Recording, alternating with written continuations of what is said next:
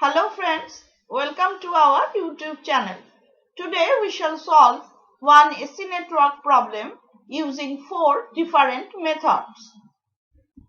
Let us have a look at the problem first. We have to find the current IL flowing through the load impedance of 10 plus j15 ohm shown in figure. We shall use Thevenin's theorem along with Norton's theorem to determine the load current IL. Later, we shall apply mesh current analysis method followed by node voltage analysis method to verify the result obtained. We shall first use Norton's theorem along with Thevenin's theorem to determine the current IL flowing through the load impedance of 10 plus j15 ohm. For this purpose, we shall disconnect the load impedance from the circuit. Now, we shall short circuit the output terminals A, B. Let the short circuit current be ISC. Now, this circuit contains three meshes. Let the mesh currents be I1, I2 and I3. From mesh 1, we find I1 equals to 30 ampere at an angle 60 degree. This dependent voltage source is controlled by the current Ix flowing through the 10 ohm resistor. Therefore, we can write our constant equation Ix equals to I1 minus I2. Let us apply Kirchhoff's voltage law to different meshes. From mesh 2, we can write minus 10 times I1 plus 10 minus j10 times I2 plus j10 times I3 equals to 0. Using the value of I1, we get 10 minus j10 times I2 plus j10 times I3 equals to 300 at an angle 60 degree. From mesh 3, we can write minus j10 times I2 minus j10 times I3 equals to 20 times Ix. Using the expression for Ix and value of I1, we can write 20 plus j10 times I2 minus j10 times I3 equals to 600 at an angle 60 degree. We have two unknowns I2 and I3. We have obtained two equations. Solving these equations, we get our mesh currents I2 equals to 30 ampere at an angle 60 degree and I3 equals to 30 ampere at an angle 60 degree. From this circuit, we observe that the short circuit current ISC equals to I3, that is equal to 30 ampere at an angle 60 degree. This is our Norton's current IN. Let us now determine the open circuit voltage. This is the voltage seen from the output terminals A, B. Therefore, VOC equals to 20 times Ix minus j10 times IC. The current flowing through the capacitor IC equals to 10 divided by 10 minus j10 into 30 at an angle 60 degree. That is equal to 21.2132 ampere at an angle 105 degree. Ix equals to minus j10 divided by 10 minus j10 into 30 at an angle 60 degree. That is equal to 21.2132 ampere at an angle 15 degree. Using these values, we get VOC equals to 614.71 plus J 164.71, that is equal to 636.3961 volt at an angle 15 degree. This is our Thevenin's voltage V Thevenin. We have found Norton's current IN equals to ISC equals to 30 ampere at an angle 60 degree. We have determined Thevenin's voltage V Thevenin equals to VOC equals to 636.3961 volt at an angle 15 degree. We know Norton's impedance Zn equals to VOC divided by ISC. Putting the values, we get 636.3961 at an angle 15 degree divided by 30 at an angle 60 degree. This gives us 21.2132 ohm at an angle minus 45 degree. This can be written in Cartesian form as 15 minus j 15 ohm.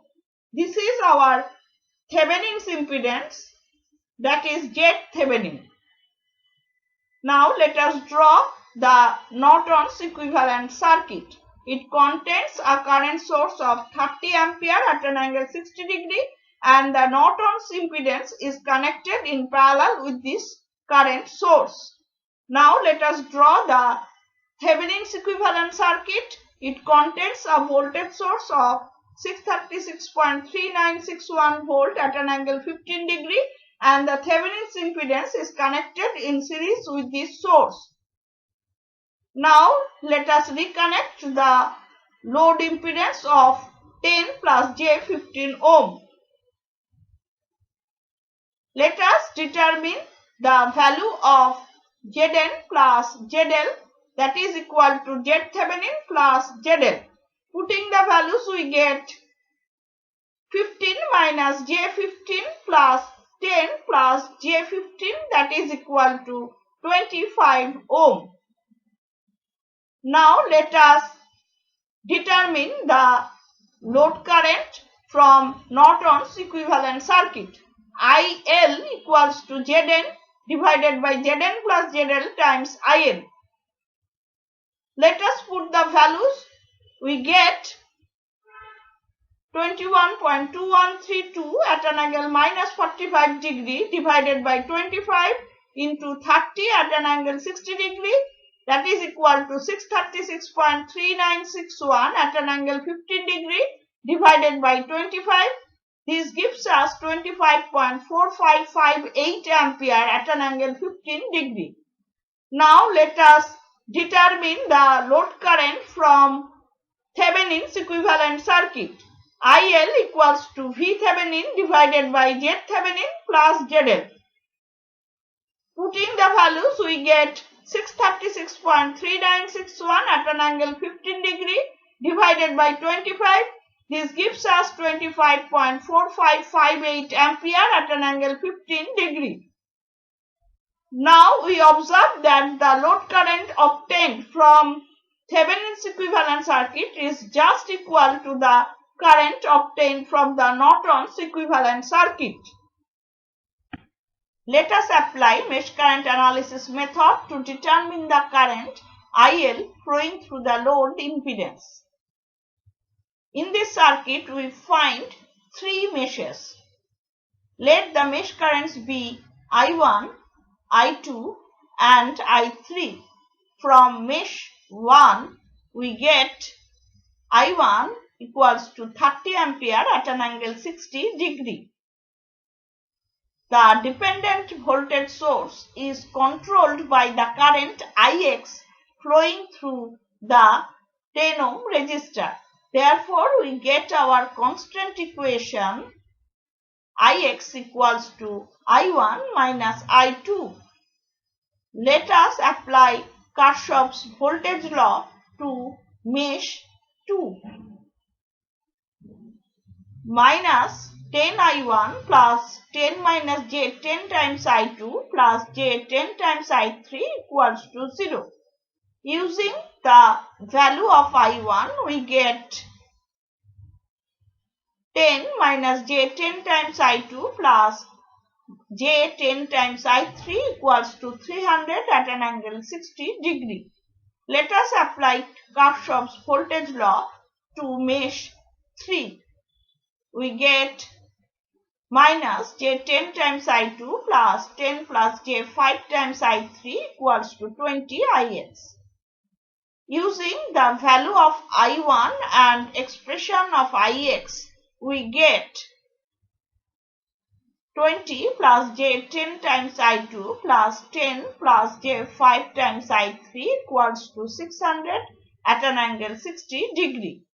We have two unknowns, I2 and I3. We have obtained two equations. Solving them, we get our mesh currents. I2 equals to 15.2971 ampere at an angle 48.69 degree and I3 equals to 25.4558 ampere at an angle 15 degree. Here we find the load current IL equals to I3. Therefore, IL equals to 25.4558 ampere at an angle 15 degree. Let us apply node voltage analysis method to determine the current IL flowing through the load impedance. In this circuit, we find three nodes. Let us select the third node as the reference node. Therefore, the corresponding voltage V3 equals to 0. The corresponding voltages of node 1 and 2, that is V1 and V2, are taken as variables while writing the equations. The dependent voltage source is controlled by the current Ix flowing through the 10 ohm resistor. Therefore, we can write our constant equation Ix equals to V1 by 10. The dependent voltage source is connected between the nodes 1 and 2. Therefore, they form a super node. At this super node, we can write 20 Ix equals to minus V1 plus V2. Using the constant equation, we get 3V1 minus V2 equals to 0. Let us apply Kirchhoff's current law at the super node. We get V1 by 10 plus V1 divided by minus J10 plus V2 divided by 10 plus J15 equals to 30 at an angle 60 degree. By simplifying this equation, we get 0.1 plus J 0.1 times V1 plus 0.0308 minus J 0.0462 times V2 equals to 30 at an angle 60 degree. We have two unknowns V1 and V2. We have derived two equations. By solving these equations, we get our node voltages. V1 equals to 152.9706 volt at an angle 71.31 degree and V2 equals to 458.9118 volt at an angle 71.31 degree. The load impedance is connected between node 2 and 3.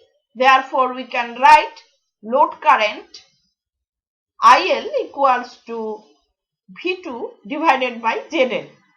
By putting the values, we get 458.9118 at an angle 71.31 degree divided by 10 plus J15.